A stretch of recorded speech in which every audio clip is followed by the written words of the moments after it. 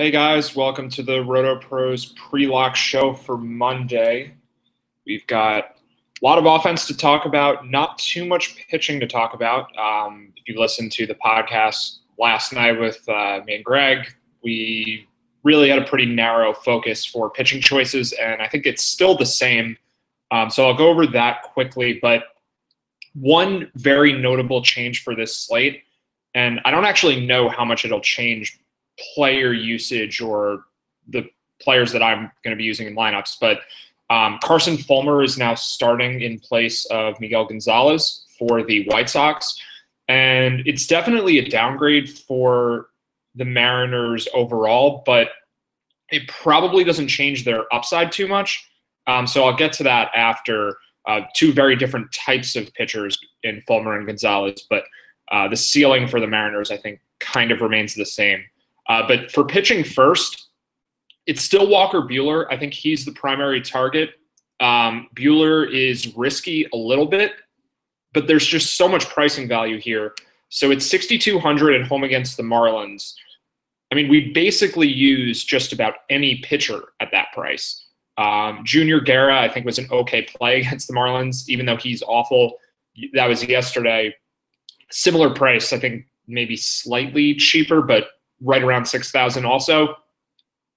So you don't have to be a good pitcher to be worth using at 6,000 at home against the Marlins. Buehler, though, I think is going to be a really good pitcher. He has great strikeout numbers throughout the minors. His walk numbers are a little concerning. And then the other concern is we don't know how many pitches the Dodgers will let him throw. I think this is kind of just a standard situation for young pitchers, and kind of just with the Dodgers too, where they'll let him throw a lot of pitches if he's doing well. If he struggles, he probably has a bit of a short leash. So there's no official word on how many pitches he's going to throw. But if he's doing poorly, then it's probably not going to matter anyway. We're using Buehler for his upside. Certainly not a safe choice. But I think he's worth having a lot of exposure to, just because there aren't a lot of great pitching choices on this slate, and his upside is definitely there. So Buehler is probably, I think he is my favorite pitcher on the slate. Something else in terms of the tournaments tonight. So I'm just going to pull up the information on this because DraftKings did something. Well, I guess it's not unusual for DraftKings to have terrible tournaments in the $5 to $8 range. But the $6 tournament on DraftKings tonight, and I don't usually get into the specifics of what the pricing or what the payouts look like for DraftKings too much, because it usually is pretty standard. It's usually not much of a factor for me. But this $6 tournament, which is the biggest one on DraftKings tonight, it pays $100,000 to first and only $25,000 to second, and then there's a drop off to $10,000 for third. So it's incredibly top heavy. This is not really a great tournament to play in. I mean, unless you really think you're getting first place or something. The value here just is it's not good because it's just so concentrated. So the better tournament, actually, I mean, usually I prefer lower stakes, but I actually think playing fewer entries and playing something like the $33 with a much flatter payout structure, I think that could be a better move tonight. Everything below the $6, $2, $1, all of those look pretty standard. But for me, I'm actually leaning towards playing something like 5 to 7 lineups in the $33, which adds up to about the same amount of money as 20 lineups in the $6. It's just a flatter payout structure. I think it'll be a very mildly sharper field, but both of these tournaments are 150 entry maxes, so it's going to be about the same. It's not high enough stakes where you're going to see a huge increase in how sharp the players are. So I actually do think that playing $33 is a better tournament tonight than the $6. I know this is a little bit off track because we don't usually talk about this, and most of you who are watching just want to hear about the players, but I do think this is important for tonight. If you're someone who plays less than the $6 tournament anyway, if you're usually just playing the $1, $2, quarter, or any of those, then I think you can still go with 20 lineups. But for the people who kind of have the bankroll where the $6 or $5 or $8, that's their range, I think it could make sense to play fewer lineups tonight and just play in that $33, or just play for less money because this $6 tournament looks really bad. So back to pitching, Buehler is my favorite pitcher. I'm going to talk in terms of, I guess, 10 lineups maybe, because I think that could be, I don't know, that's the middle between playing 5 lineups in the $33 or $20 to $6, something like that, just an easy number to deal with. So for 10 lineups, I think Buehler could make 8 or 9 of them. And then there's another pitcher that I think should make 8 or 9 of them too, and that's Masahiro Tanaka. Risky like Buehler also, not for the same reasons. It's just because Tanaka really seems to vary a ton from start to start. Like, he's going to have a long leash. The Yankee bullpen has been a little bit weaker this year compared to last year, even though they have all the big names. Basically, everyone in the Yankee bullpen has just been worse this year. Tommy Kahnle is on the DL. David Robertson seems like he's been fine, but Betances has been off. Chapman's been off. I think the Yankees are going to be a little more reliant on their starting pitching, at least for now. So there isn't the usual concern with Yankee starters of not throwing as many pitches. If Tanaka's pitching well, he's going to get to go pretty deep in the game. So this is a fairly easy matchup at home against the Twins. Yankee Stadium can be conducive to home runs, so that's a concern. The Twins have some power hitters. They have Dozier, Sano, Logan Morrison, even Eddie Rosario. So it's not a safe matchup for Tanaka, but I think he can get the strikeouts. Tanaka is a good strikeout pitcher. He also gives up a lot of home runs. But I think it's a little scary because we'll kind of know in the first inning, is this Tanaka, is this the version of him that has his splitter working, or is it not? Because, I mean, there are very few pitchers like this, but Tanaka just, his splitter is really, that's kind of what dictates his success. And it either has the depth on the break or it doesn't. And you can kind of just tell that right away. So hopefully this is a good version of Tanaka tonight. But either way, his price is pretty low at $8,800, and there's just more upside for him than even the pitchers who are priced ahead of him. So in terms of expected output, like, I think Tanaka scores more than Gio Gonzalez tonight. I'm not sure if I would pick him to score more than Garrett Cole or Carlos Carrasco. Definitely not Carrasco, but the price is just so much lower that even on a night where we don't need the salary savings too much, I still think it's a big enough gap in savings where Tanaka $8,800, Carrasco $11,700, $2,900 difference. The expected output for those two guys probably really close. I'd lean Carrasco if they were the same price, but they're not the same price. So it's Buehler number 1, followed closely by Tanaka number 2. And then the only other pitcher that I really want to use tonight is Carlos Carrasco.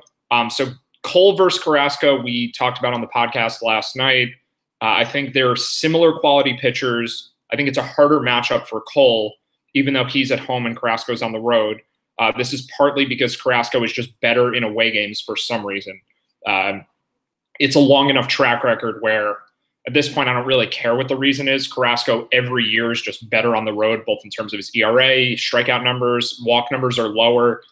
Carrasco is just more comfortable pitching on the road. I don't know why, but it seems to be working. So with this much evidence, I'm going to go with it. But even without the home road splits, Carrasco and Cole are probably pretty similar pitchers. The Angels' offense is a lot better than the Orioles' offense, and the Orioles are missing Jonathan Scope, and then who else is out? Trey Mancini also out for the Orioles. So their lineup tonight: Tim Beckham leading off, Pedro Alvarez, Machado, Jones, Chris Davis, and in the bottom of their order, Valencia, Chance Sisco, Anthony Santander, and Craig Gentry. Colby Rasmus was one of the other guys the Orioles signed this year, but he's on the DL too. It's not a very good lineup. Machado, as we saw yesterday with Kluber, is good enough where he can kind of ruin a start for anyone by himself. But this is just not a very good lineup. So even in a hitter's park, even with the wind blowing out a little bit, I still like Carrasco probably a lot more than Garrett Cole. I won't be using Garrett Cole tonight. So the priorities are Buehler and Tanaka. Carrasco is the number 3. I think Mike Leake and Chris Stratton are usable for different reasons, but they're just not going to make the cut for me, especially if I'm going with fewer than 20 lineups. If you're making a lot of lineups, like more than 20, I think you can mix in Stratton because he's just kind of cheap. He's in a pitcher's park at home, and he's facing a Nationals offense that's still without Anthony Rendon. I don't think they've put their lineup out yet. So not sure if Ryan Zimmerman or Matt Adams or what combination of those guys are playing tonight. But Stratton's a decent value. And then Mike Leake is pretty safe against a White Sox offense that just isn't very good. Leake is right-handed, so that's a benefit against the White Sox, who are a lot better against lefties. And Leake is pretty likely to get the win bonus because, especially if you're correlating him with the Mariners offense. I think the place I would use Mike Leake is if you're making Mariners stacks, because Leake is only 6,300, and if he gets the win bonus, he's pretty much a lock to hit value at that point, and the Mariners should beat the White Sox tonight. So Leake and Stratton would be number 4 and 5 for me, but I don't think I'm gonna use them at all. So offense. All right, this is where it's gonna get difficult because pitching seems pretty straightforward. The first concern is leaving salary on the table, and I think there are generally 3 ways you can go on nights where there's salary to be left on the table. You can pay up at pitching for guys that you wouldn't ordinarily use. So I think you actually could make lineups with Tanaka, Carrasco, Tanaka, Cole tonight and still fit in whatever offense you want outside of a couple. That's not the route I'm going to go because I think the cheaper options are close enough in expected output to the expensive options where it's not worth sacrificing all of that salary just to use the expensive guys. Like I think Tanaka outscores Garrett Cole tonight.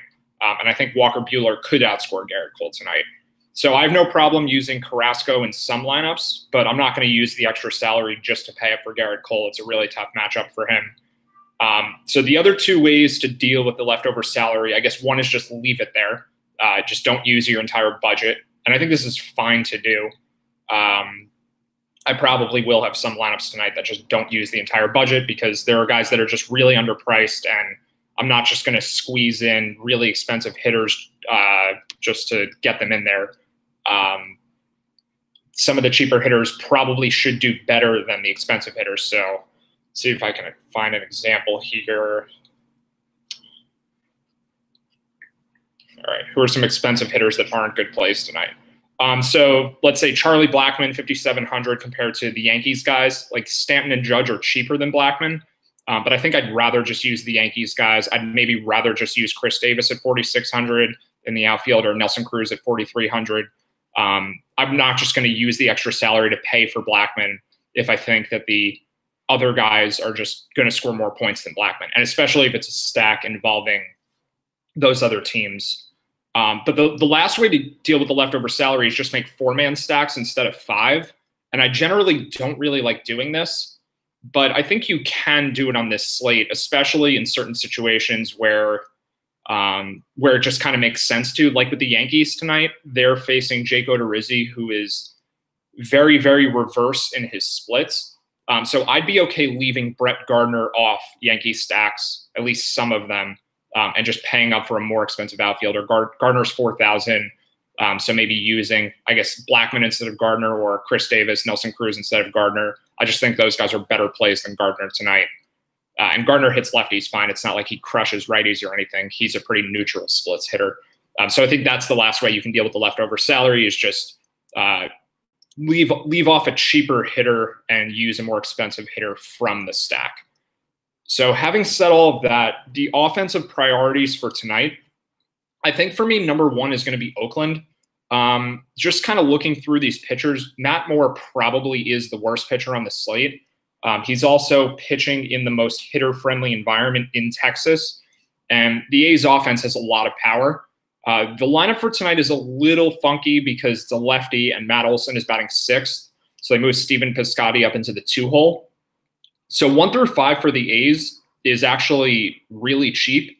But the other thing I like about the A's is that you don't have a catcher in their first 5 hitters, and it does leave off an outfield spot. So compared to the Mariners, who have a couple outfielders at the top of their order, I guess if you're using Haniger, Cruz, and Gordon, or the Rangers, where you actually have their first 3 hitters are all outfielders, DeShields, Chu, Mazzara, and then Gallo can be an outfielder. The A's only have 2, which means you can plug in Stanton or Judge, and you can also plug in Gary Sanchez alongside A's stacks. And the Yankee righties are probably my favorite targets still on the slate. So the combination of the A's offense with the Yankees offense, that's where I'm looking for the most part. So that's a little bit of a boost to the A's, but I also think there's a decent chance that they just score the most runs tonight. The Rockies have the highest implied Vegas run total, but the Rockies line is definitely a bit inflated. They're just not very good. I think that's the bottom line with the Rockies is they're just overrated as a team. And the Vegas lines usually just give them too much credit because their total hitting stats for the year they're always going to be at the top of the league because of Coors Field. But in terms of WRC plus, I think they're actually in last right now. I'm just going to check that quickly. But yeah, the Rockies offense is bad, and they just play in a park that makes them look good, and WRC plus adjusts for the park. And after that adjustment, the Rockies come out looking very, very poorly. So Colorado is 28th right now in WRC plus at 75. Blackmon and Arenado have missed some games, but the Rockies were pretty bad offensively last year too. Just got that Coors Field boost. They are playing at Coors tonight, but they're also very expensive. So I don't have much interest in the Rockies. I mean, I think Blackmon and Arenado are fine. David Dahl is hitting 4th for the Rockies tonight. He's sort of just a mediocre hitter, and he hasn't really played in 2 years. He got hurt last year. He's kind of just been hurt throughout his early career. He's not really that good of a prospect, but the Rockies, not just at the major league level, they have very hitter-friendly parks throughout their minor league system. Basically, all of their levels are very hitter-friendly environments, not to the same extent that Coors Field is. They don't all play in Colorado, but even the other places, they all are good for hitters. So Dahl's minor league stats are going to inflate his ability as a prospect and as an MLB player. I think you can use him at 2,800 in the middle of the order. I think at higher stakes, he's going to be very, very popular. So he could be someone to fade for ownership. And I also wouldn't be surprised to see him double switched out of the game at some point.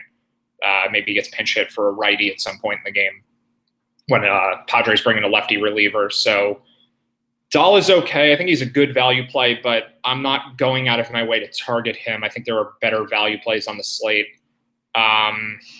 So trying to prioritize these offenses. I think it is Oakland number 1. I do like the Yankees' expected output a lot, but I think because you can plug them into other stacks, I'm not really going to make too many stacks of the Yankees by themselves. So a lot of Stanton as a plug, a lot of Judge as a plug, and a lot of Gary Sanchez as a plug. I think you could kind of justify using Gary Sanchez in every lineup tonight because just kind of scanning through these catchers, there really aren't any good ones. Jonathan Lucroy against Matt Moore is sort of enticing, but he's batting 9th. Who else do we have? So I think Gaddis is okay, batting 7th against Tyler Skaggs. And Mike Zunino has some power. He's going against Carson Fulmer, but Sanchez is so much better of an option, and we are going to have plenty of salary to use him.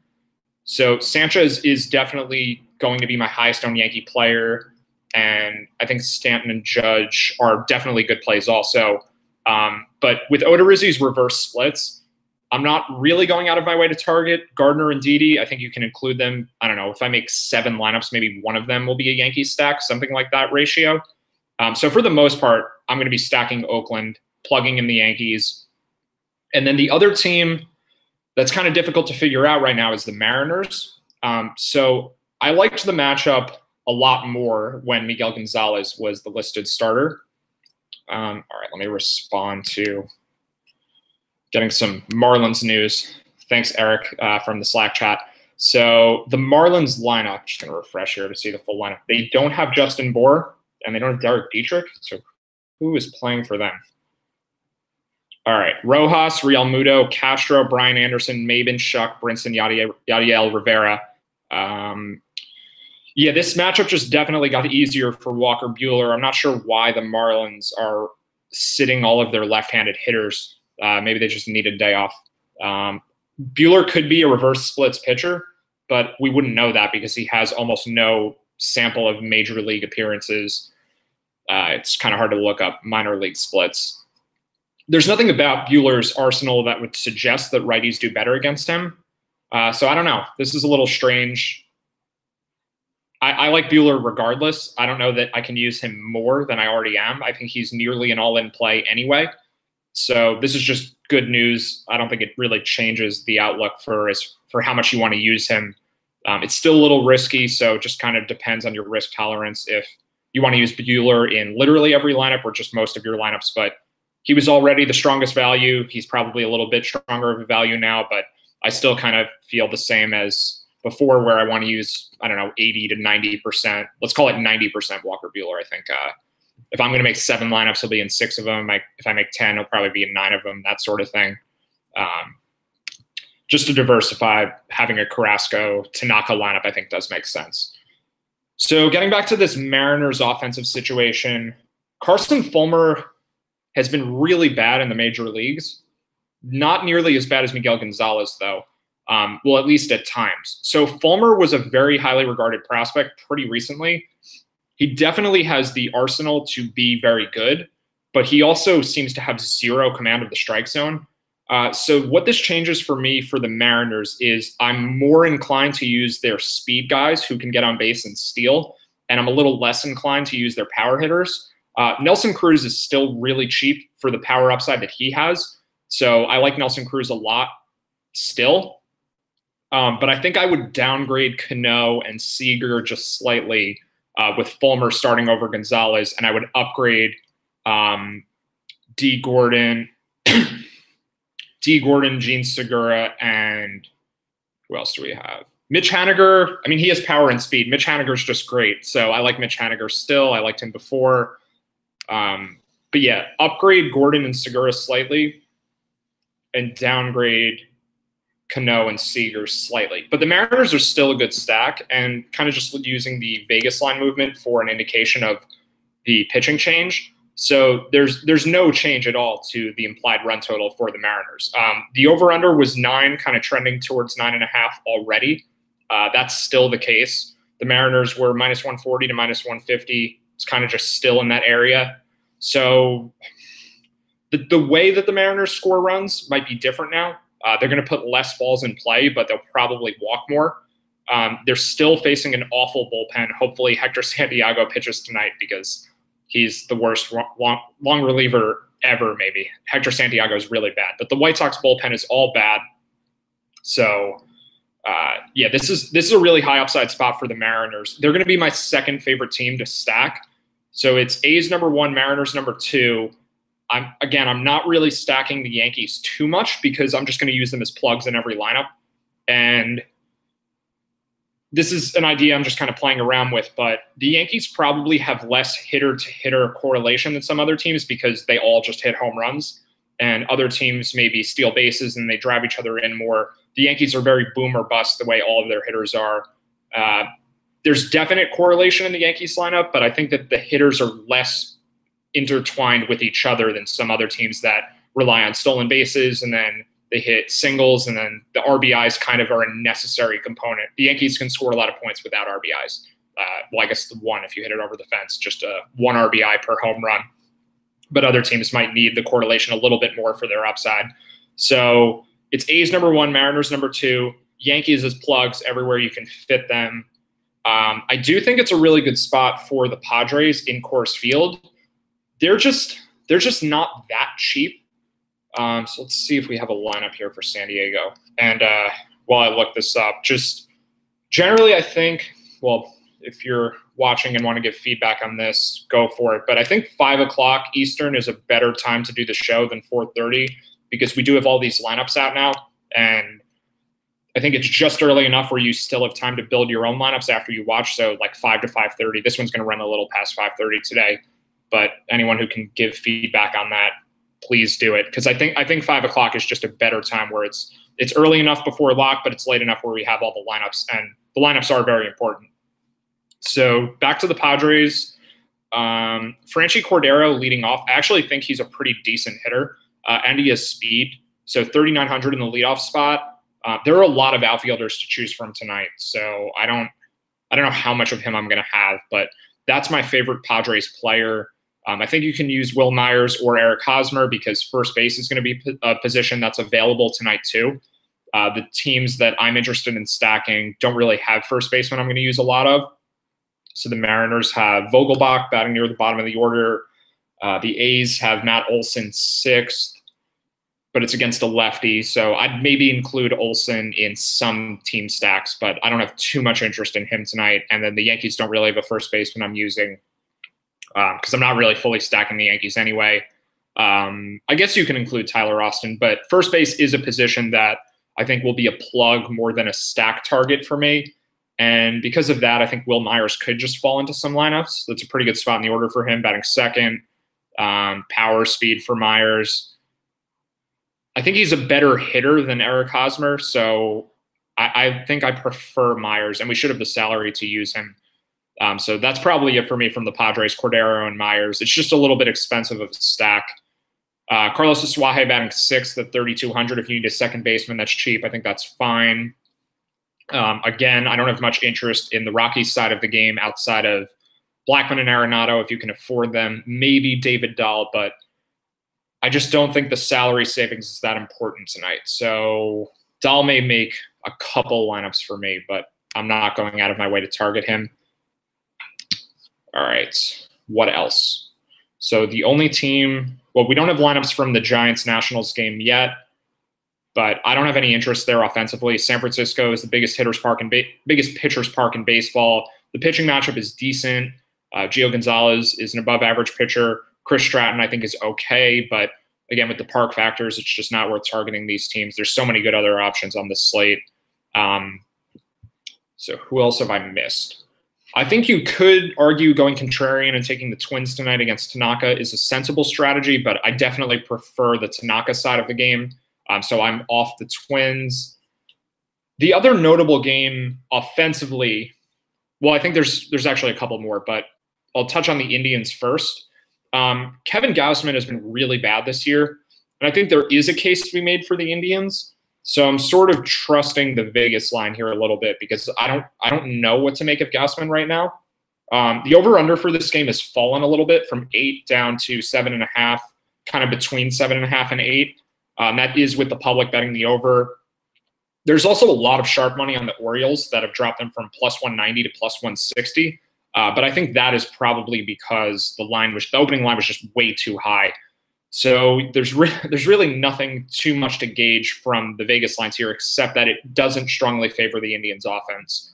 If the line was moving towards the Indians offense, I would maybe consider them a little bit more, but we're looking at just kind of nothing despite a bias towards the Indians offense. So maybe Gausman, I don't know, sharp bettors think that he will improve a little bit at least. And I think that's reasonable because he was really good in the second half of last year. But I think there are just better targets than the Indians. So if you want to use them as plugs, I think that's fine. First base, again, is going to be a position where the stacks don't really occupy it. So I think Encarnacion and Yonder Alonso are decent targets. Probably of those two, I probably prefer Edwin. He's just a better hitter. But that's probably all I have for the Indians. I just like the other teams better, I guess, is the bottom line. So the other team I had interest in stacking was Texas. There's some really good pricing value there, but we just don't need the savings tonight. So if you want to use Joey Gallo, 3,800, there's always a ton of home run upside for Gallo. I think he makes sense. I think Delano DeShields with the stolen base upside against a walk-prone pitcher like Trevor Cahill, he makes sense. But outside of that, I'm probably off the Rangers. They're just teams in better spots tonight. And Cahill at times is really good. He was really good the first half of last season. He was really good in his first start this season. So I think the Rangers are mostly a fade outside of DeShields and Gallo. No interest in the offenses from the Houston games. Just the Astros are pricey, and I'd rather use some of these better offenses or similar offenses in better matchups. Tyler Skaggs, I think, is an okay pitcher.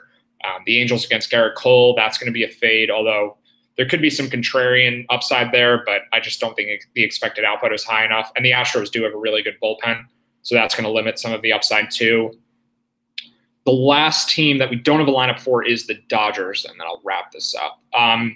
Jarlin Garcia, I don't think is a good pitcher, but he is left-handed, and the Dodgers hit lefties a lot worse than they hit righties.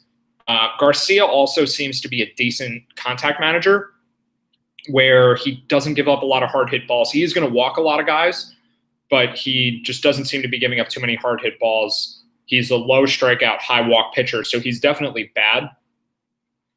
But The Dodgers offense, I just don't think has as much upside as some of these other teams. They should have low ownership.